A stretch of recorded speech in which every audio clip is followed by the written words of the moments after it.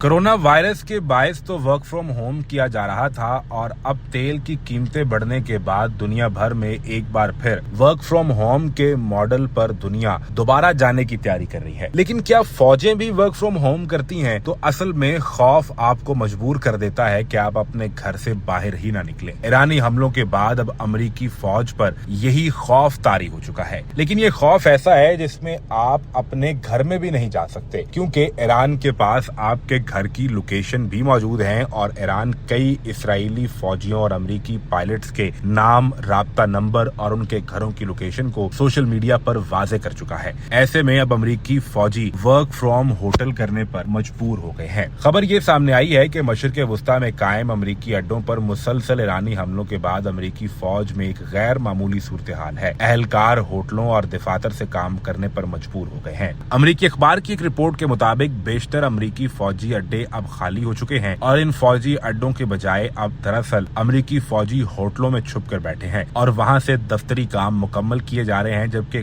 कई सरगर्मियां इस दूरी के बायस रुकावट का शिकार हो चुकी हैं। इस रिपोर्ट के मुताबिक ईरानी हमलों के नतीजे में अब तक 13 अमेरिकी फौजी अड्डों में बड़ी तबाही हो चुकी है और अड्डे नाकाबिले इस्तेमाल हो चुके हैं, जिनमें खास तौर पर कुवैत में कायम अमेरिकी अड्डा सबसे ज्यादा मुतासिर हुआ है। अमेरिकी अखबार की रिपोर्ट के मुताबिक अड्डों पर इस वक्त सिर्फ पायलट और टेक्नीशियन महदूद तादाद में मौजूद हैं और वो भी उस वक्त मौजूद होते हैं जब अमेरिका और इसराइल की जानिब से कोई अटैक किया जाना होता है। अटैक के बाद ये भी होटलों में जाकर मैसूर हो जाते हैं, जबकि दीगर अमला रिमोट अंदाज में काम करने पर मजबूर है, जिससे मजमूई तौर पर अमेरिका और इसराइल के फौजी सलाहियत पर भी बड़ा सवाल उठ चुका है।